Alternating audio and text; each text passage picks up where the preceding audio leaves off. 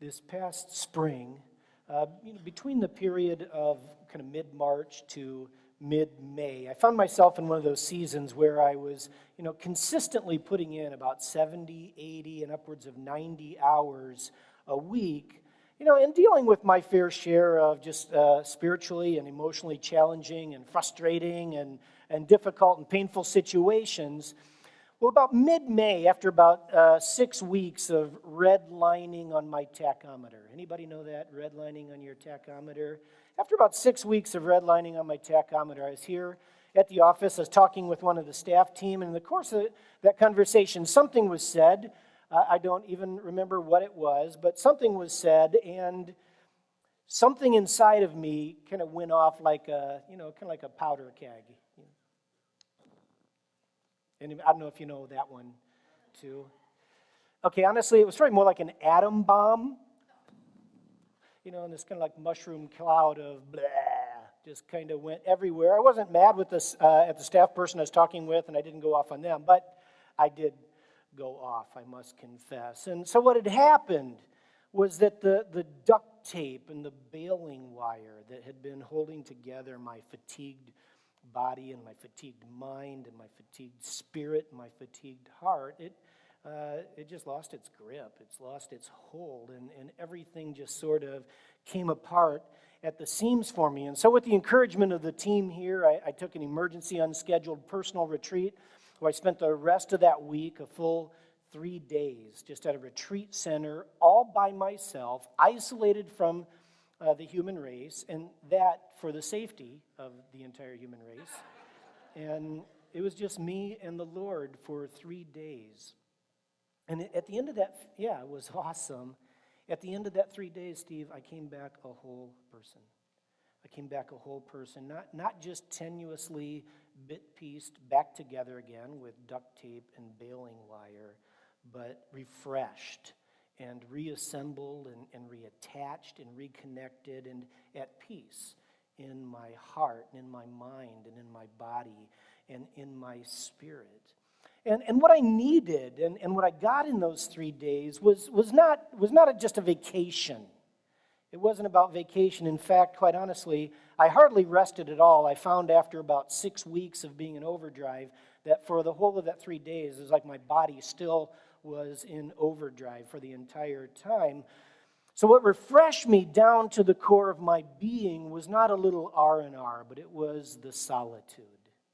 It was solitude that refreshed me to the core of my being. This is our, working definition of solitude this morning. It was a pause in the Lord's presence for a purpose. We're going to just begin with that as a working definition of solitude. That's what made a difference in my life over those 3 days. It's what I needed. And that was what refreshed and reconnected and reattached, me in those 3 days. It was solitude. Now, I'm fairly confident that it's not just me that I'm talking about here. I'm fairly confident that I'm not alone in my experience of running redlined and ragged. Pushing the envelope to the point of disintegration. I see it all around me. It's the culture and the world in which we live. Anybody else live in that world? Okay, 3 of us do. I want to know what world the rest of you live in. It's a world of denial, right? Yeah. So I see that a lot. Running redlined and ragged, pushing the envelope to the point of disintegration. That I see a lot, but what I don't see a lot of is a lot of people. I don't see many of us making healthy decisions to be put back together again, to be refreshed and reassembled and reattached and reconnected and at peace, inside and out, mind, soul, body, and spirit. I don't see a lot of people taking purposeful pauses in the presence of the Lord. I don't even see it among the faithful, the followers of Christ. And that is ironic, and it's ironic for this reason, because Jesus himself set for us an example of pausing in the presence of the Lord, purposefully. Jesus set for us an example of solitude, despite the fact that, Jesus lived his life just constantly surrounded by crowds of people who were pressing into him and needing and demanding his time and his energy. In spite of that fact, Jesus lived a life that was marked by this habitual practice of withdrawing into solitude so that he could connect with the Father. And we see that all over the gospel accounts of Jesus' life and ministry. Luke 5:16, for instance, which reads, But Jesus often, I love that word, often. Jesus often withdrew to the wilderness for prayer. He often withdrew to the wilderness, also translated in other versions, English versions, and also translated in other places. He withdrew to lonely places. He withdrew to deserted places to connect with his heavenly Father. And so we see in Jesus' own life this habit of intentionally pausing for the purpose of connecting with the Lord. And Jesus withdrew often. If you want to know, how many times, what's the exact mathematical formula for solitude, for withdrawing with the Lord, it's right here. Do it often. All right, I'm sorry, I thought that was going to be helpful. I'm like, what? That's not a number. Yeah, maybe it is. Jesus withdrew often. We see in Jesus' life and ministry, he sought out solitude,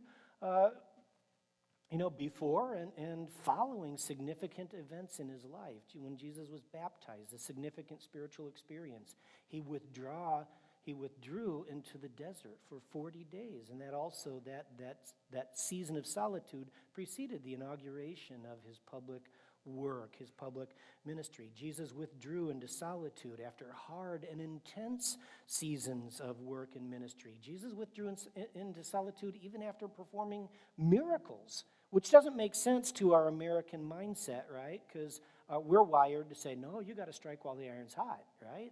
And Jesus is like, wow, the iron's hot. I better pull away and get some solitude. We see Jesus seeking out solitude when he was just facing incredible grief in his life, loss in his life. We see Jesus pulling aside and carving out times of solitude when he was making very important decisions. And we even see, near the end of his earthly life, that as he was especially facing the pain and the suffering that he would go through on the cross, Jesus made it a point to withdraw to a lonely place to connect with his Father. And so Jesus' own life was characterized by this habitual practice of solitude. And just in case you're wondering, well, that's fine for Jesus, but perhaps, our place and our relationship to solitude is to be nothing more than just observing how wonderful that was in Jesus' life. The fact of the matter is, Jesus intended for that to be a practice that we not only observe in his life, but absorb into our own lives. And as evidence of that, Jesus passed on this practice of solitude to his disciples. We see him in the scriptures inviting his disciples into this practice of intentionally withdrawing to spend time in the Lord's presence. So in Mark 6:31, for instance, this is the context here is a very successful work outing, right? Things are going really well. Important things are happening. Holy Spirit kind of stuff is happening. This is a very successful ministry trip. And in the middle of this, Jesus pulls his disciples aside and says, come away by yourselves to a desolate place and rest for a while. All right? Again, this is counterintuitive for the American mindset. We would expect Jesus to say, had he been an American, boys, we got to strike while the iron is hot. Keep your noses to the grindstone. No chance, that we can get away now. We got to log overtime. You got to come in on Saturday and Sunday, right? That's not what Jesus did. Instead, he said, come on, boys, we need to get away. We need to take a purposeful pause in the presence of the Lord. And so we see this habit in Jesus' life. We see him inviting his disciples, his followers, into this habit, but ironically, we don't see that habit being practiced much, I think, in my opinion, among his followers today. Somehow, I think this got lost. We don't see that, but this is what I do see a lot of today. I see a lot of duct tape and baling wire. That's what I see a lot of. I see a lot of people trying to bit piece together for themselves. They're disconnected and frenetic and marginless lives. Trying to reattach ourselves with more busyness and more activity and more relationships and more people and more noise and more frenzy. I see a lot of that. I see a lot of people trying to refresh and reconnect and reattach themselves with more and more diversions. More and more diversions that are intended to put the body at rest, but they don't. I mean, how many times have you heard somebody say, how many times have you said on the backside of a vacation, I need to take another day just to get some rest from my vacation? That's what I see a lot of. More and more diversions that are not putting the body at rest, more and more distractions that are not putting the mind at peace, more and more entertainment that is not restoring joy to our souls, and more anesthetizing and medicating choices of various kinds that are not healing our hearts. It's not healing our souls and our spirits. What I see in our culture and what I see in our lives, because you need to understand I'm talking to y'all right here, right? This is not those people out there. This is for us. What I see in our lives is not the desperate need for more vacation, but the desperate need for solitude. The desperate need for us to pause for the purpose, for a purpose in the presence of the Lord so that we can actually, really be refreshed and reconnected and reattached and reassembled and actually at peace, not having just the appearance of peace, but having actual peace inside and out, in our hearts and in our minds and in our bodies and our spirits, so that we can actually be whole people and not just people who look good on the outside. Anybody want to live in that world? Yeah. So this morning, we're continuing this CrossFit message series, and we're looking at this practice of solitude, obviously. In this CrossFit message series, we're looking at exercises or what are called disciplines of the Christian life that position us to draw closer in our relationship with the Lord, to deepen our friendship and go deeper in our intimacy with the Heavenly Father. So far, if you've missed any of these series, we've looked at the disciplines of guidance and study and meditation. And this is what I want to do in our look at solitude this morning. I in preparing for this message, I realized I could probably have spent a month just in this particular topic alone. But what we're going to accomplish in the short time that we have left is just to get rid of bad perceptions we have of what it means to have solitude. All right, so we need to, unplug some bad understandings, misconceptions of solitude, and then just very briefly, I'm going to give you some practical suggestions as to how you can incorporate the practice of solitude into your life, if you need some suggestions, and probably y'all do.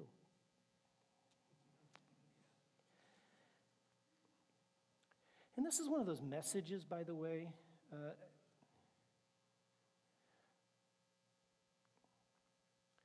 Some of you are going to immediately connect with this. You are going to just hear God saying to you, this is you need this. And I'm going to challenge you to respond.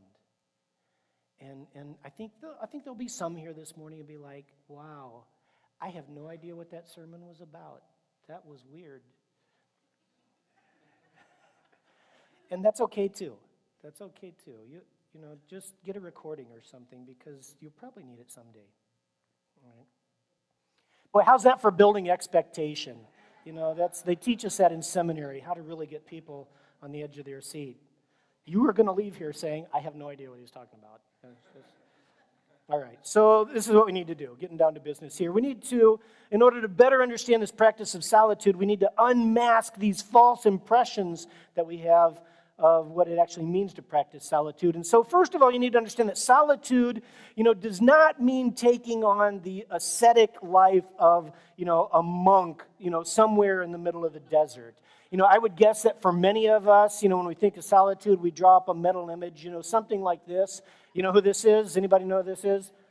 Yeah, from The Hobbit. This is the Radagast character from the Hobbit movie. This is, if you're not familiar with him, this is a character who has apparently spent way too much time in the middle of nowhere, all by himself. And he spends his time talking to hedgehogs.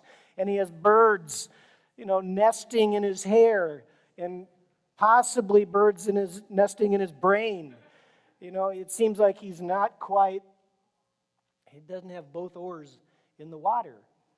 And I think this is the impression that a lot of us have when we think about solitude, is that's what it means. We have to become something like that. And so if that is what we think solitude is, which it's not, but if we think that's what solitude is, then that's not very inviting, right?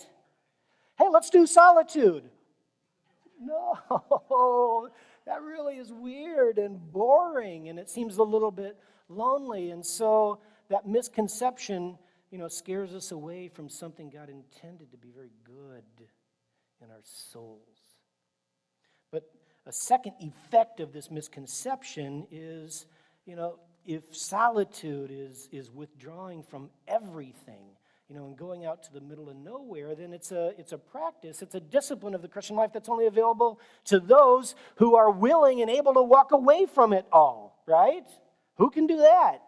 I mean, some of us have minor life obligations like jobs, families, right? And it's kind of hard just to say, hey, see y'all later. I'm moving to the middle of the desert for the rest of my life, right? So solitude for some of us may seem not only impractical, but impossible. But this is the truth of the matter. We have a good definition from Richard Foster, who wrote the book Celebration of Discipline. It's a helpful companion volume to this message series if you're interested in picking that up. In his chapter on solitude, Foster defines solitude as more a state of mind and heart than it is a place. Solitude is a state of our minds and our hearts than it is a place. Because here's the truth. Do you know you could be in the middle of nowhere in the desert with nobody around, and you could still not have the experience of solitude? You would still find yourself driven by this frenzy and this chaos. But on the other hand, it is also possible that you can be in the midst of the chaos, in the midst of the confusion. You can even be in the midst of the crowd and still find yourself settled into this deep inner silence and this deep inner peace that is characteristic of solitude. So solitude doesn't necessarily have anything to do with getting away from everything and everybody for the rest of your life. You don't have to quit your job, you don't have to leave your family, and you don't have to become a hermit in the middle of the desert to draw closer to the Lord through this discipline of solitude. So that's the first misconception. The second is this, that solitude is neither the same thing as privacy. Solitude is not privacy. When we say to each other that, I just need to get some solitude in our lives, what we are often thinking of and meaning is, I need some me time. Anybody, you know what me time is? Anybody ever need some me time? Yeah. Me time, we think of that as a time and a place for ourselves where we're not bothered by people. We're not bothered by other people, where we can think our own thoughts and complain our own complaints and do our own thing, whatever our own thing is. And so solitude is commonly conceived of or misconceived of as getting away from everything and everyone. But what is meant by the discipline of solitude is not the same thing that we mean when we say, I need some me time. In fact, the late German pastor and theologian Dietrich Bonhoeffer had this to say about the connection between solitude and getting away from people. This is what he wrote. This is a warning. He said, let the person who cannot be in community, in other words, the person who cannot abide just being in committed and transparent relationships with other people. The person who lives his or her life in this constant stiff-arm posture towards people, towards everyone, and towards everything. Bonhoeffer says, let that person, he warned, beware of being alone. Let the person who cannot be in community beware of solitude, because one who seeks solitude without fellowship perishes in the abyss of vanity, self-infatuation, and despair. Well, that's strong language, Dietrich. That's not nice stuff. But clearly he understands this point that's being made right now is that solitude is not privacy. Solitude is not me time. It's something different that God is after in our lives and calling us aside with him for a purpose. All right, second misconception. Here's the third one. We also might wrongly think of solitude as just a vacation. Just a vacation, a place where we can recharge our batteries and lick our wounds and soak in a hot tub and soak in a hot sun, maybe get a massage. You know, and vacations are a good thing. I'm not dogging vacations. In fact, if you were here about a year ago, we talked about the importance of vacation, you know, in our message series on the Ten Commandments. God feels so strongly about vacation that it made his top 10 list. Sabbath rest is what God called it there. So it's important, but vacation is not solitude. The discipline of solitude is not this private therapeutic place where we go to, oil, the knotted muscles of our lives, so to speak. So what is solitude? We've said what it isn't. Well, to put more flesh on our working definition, that solitude is this intentional pause for a purpose in the presence of the Lord. I like a description that is given by the late Henri Nouwen. He was an author and a Roman Catholic priest. But he wrote extensively on just healthy practices in the Christian life, and I would commend to you any book he's written. He wrote a book called The Way of the Heart, and this is how he defines solitude in that book. He writes, solitude is the place of conversion. Solitude is the place of conversion, the place where the old self dies and the new self is born. There's purpose in that. Purpose in that. It's the place where the old self dies and the new self is born, the place where the emergence of the new man and the new woman occurs. Now listen to this part carefully. Some of you are going to understand this, some of you may not. But see, I believe that the objective of our frenetic lives and the busyness and the relationships and the many, many, many things that we do to occupy our souls, the objective of those things and the disease of those things, because they're the same. It's an objective, it's a disease of our frenetic, busy, noisy, and marginless lives. It's just this desperate duct tape and baling wire attempt to bit-piece ourselves together. And the self that we're trying to bit-piece together is a false self. It's a false self. It's a carefully crafted and cropped and painted and perfumed and photoshopped and projected self that we want to sell the world. This is who I really am. It's a false self that is just compulsively fabricated by our just ongoing and unceasing need for the affirmation of those around us or for the consolation of those around us. Am I liked? Am I liked? Am I attractive? Am I admired? Am I powerful? Am I entertaining? Am I right? Am I respected? Am I in the eyes of everyone else? Am I whatever it is that I need to be? Or on the flip side of the exact same coin, am I helpless? Am I wounded? Am I a victim? Am I hurt? Am I overwhelmed? Am I pitiful? Am I whatever I need to be to get whatever it is I need from people to give me? And we're compulsively driven by the nagging fear that it might not be working. Compulsively driven by the nagging fear that we're failing to keep up this appearance of the false self, and we're well, then we're relentlessly driven then to prevent the collapse of the false self.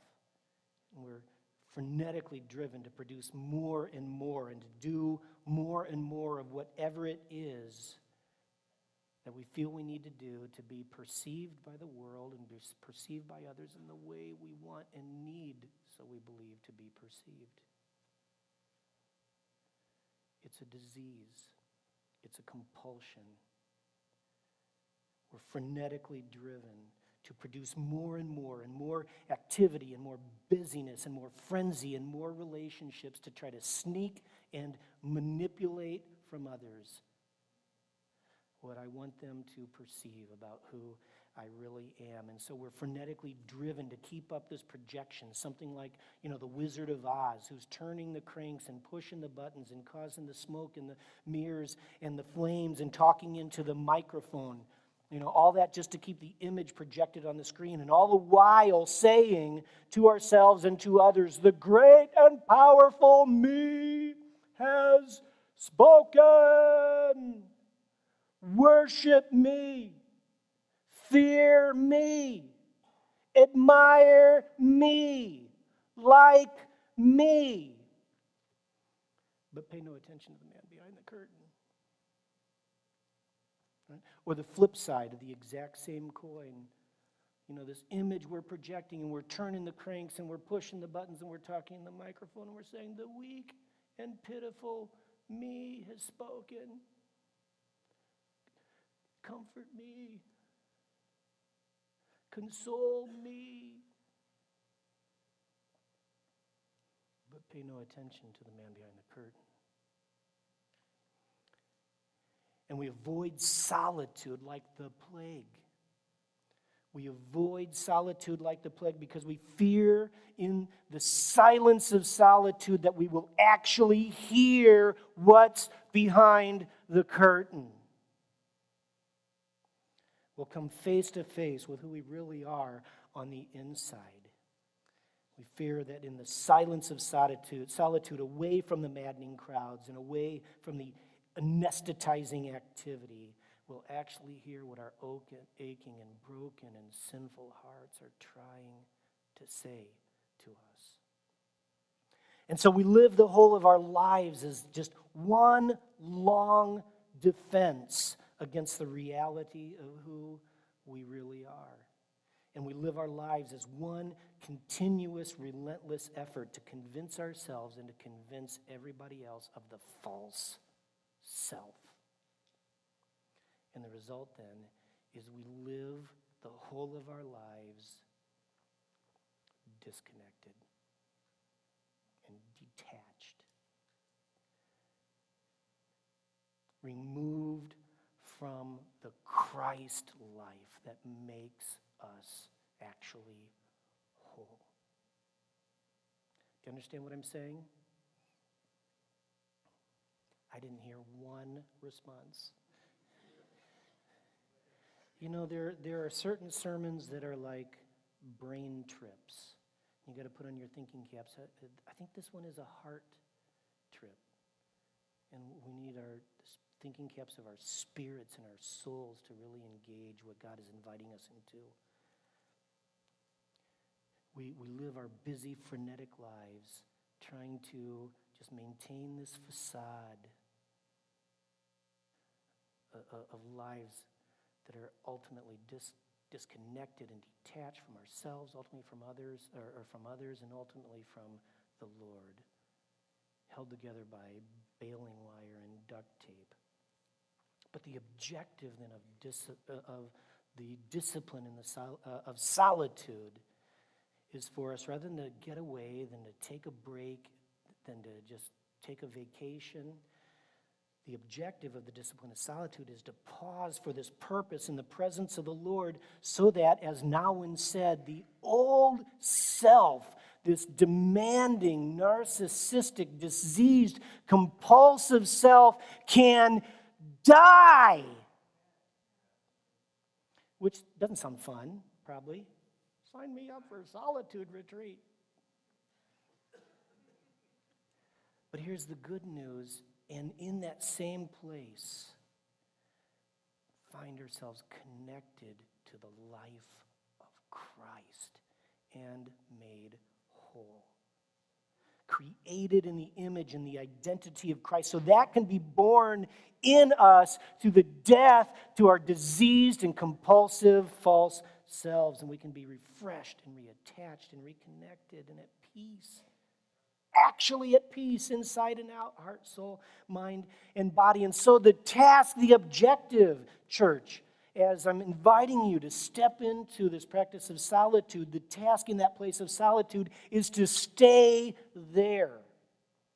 To stay in that place of solitude until the visitation that you get, and listen to this, until, these seductive visitations of the false self, coming to you to demand to be fed.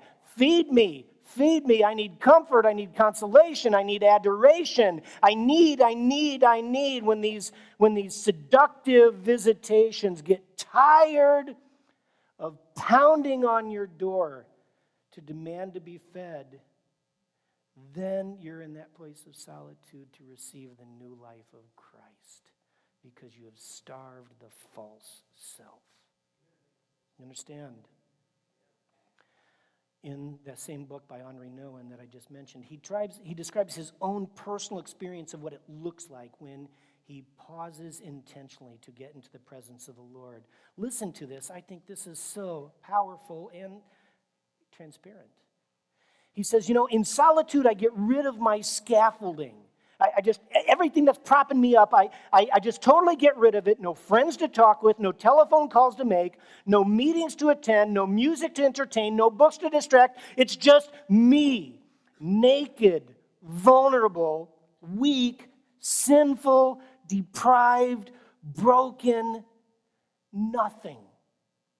And it is this nothingness that I have to face in my solitude. And it's a nothingness that's so dreadful that everything in me wants to run to my friends. It wants to run to my work. It wants to run to my distractions so that I can forget my nothingness and make myself believe that I am worth something. But that's the compulsion of the false self, trying to carve out some duct tape and baling wire existence. It just screams when we get away from the Lord and get away from those things, those scaffolding that have been propping us up. It just screams to be fed.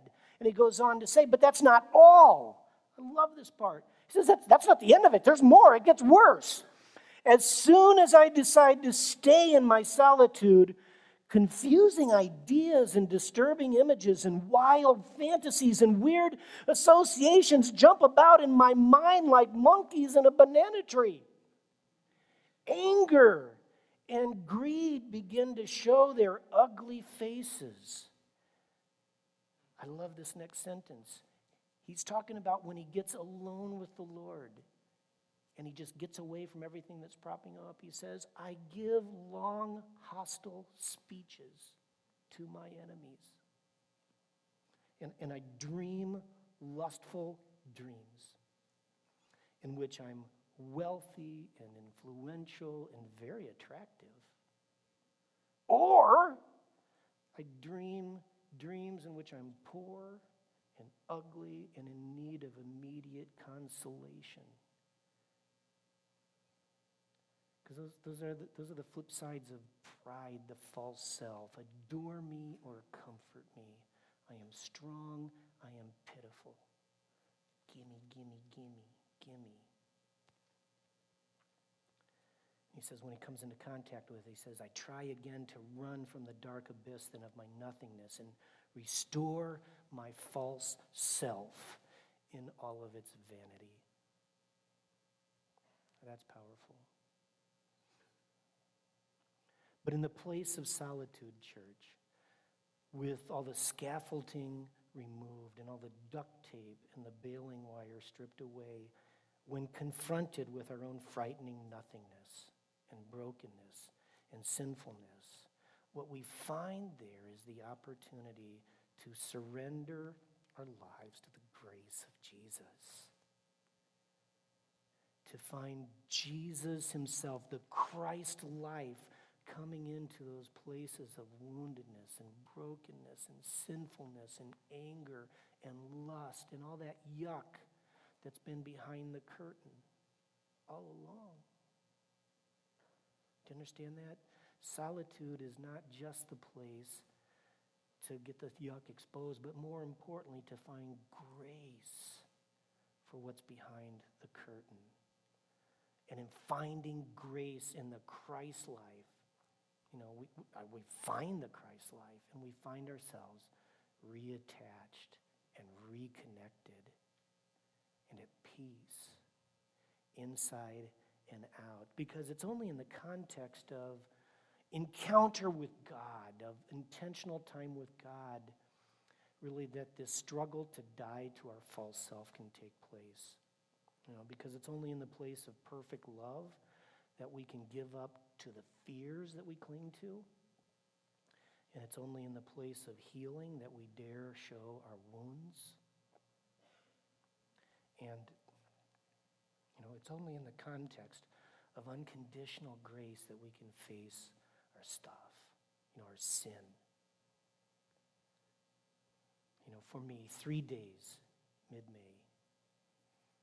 First 3 hours were horrid and blissful at the same time. Because just for 3 hours, I was just like, Lord, here's what's behind the curtain. And I'm PO'd. Can I say that in church? I can't. I'm unhappy and angry.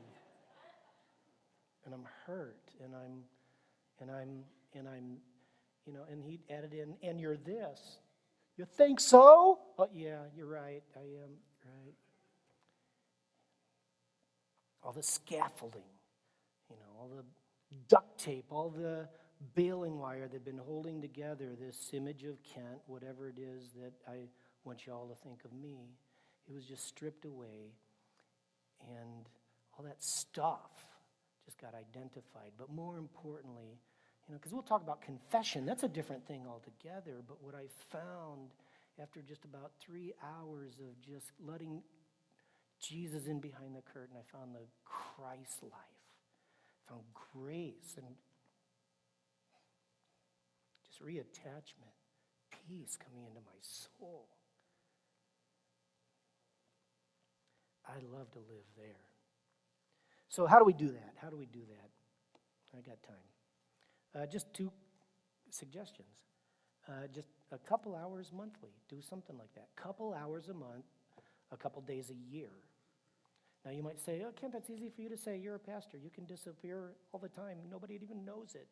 Or, something like that. You don't have a real job. You only work on Sundays, right? I got a real job. All right, for those of you who have real jobs, you can do a couple hours a month. Friday evening, get home from work on Friday, go check into a retreat center, go, paddle a kayak across the middle of the lake. We got a couple lakes around here. We got a bunch of campgrounds around here. Go to check in a campground. What's that? Well, steal somebody's. It's for a good purpose. Borrow a kayak. Does somebody have a kayak Jesse can borrow? Okay, the Cottons do. All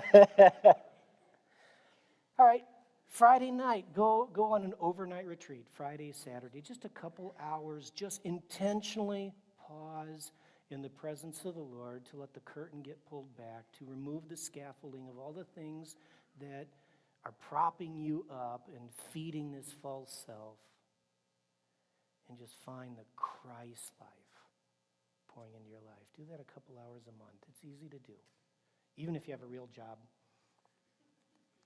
A couple days a year, just a couple days a year. It could be Friday, Saturday, Sunday. This would be a crazy idea. Actually take some vacation time from work to take a 3-day retreat. Right? Trust me, you will get more out of 3 days with Jesus than you will in 3 months in Italy or Panama City or Toledo, Ohio, wherever you go. You will get more out of 3 days with Jesus behind the curtain. Yeah. Psalm 46:10, I'll close with this, is an invitation. The Bible says, cease striving and know that I am God.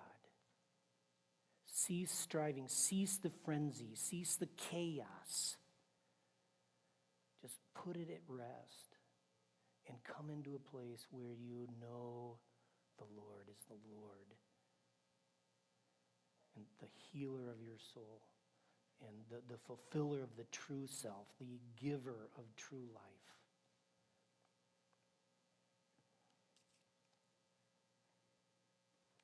Period. We'll stop there.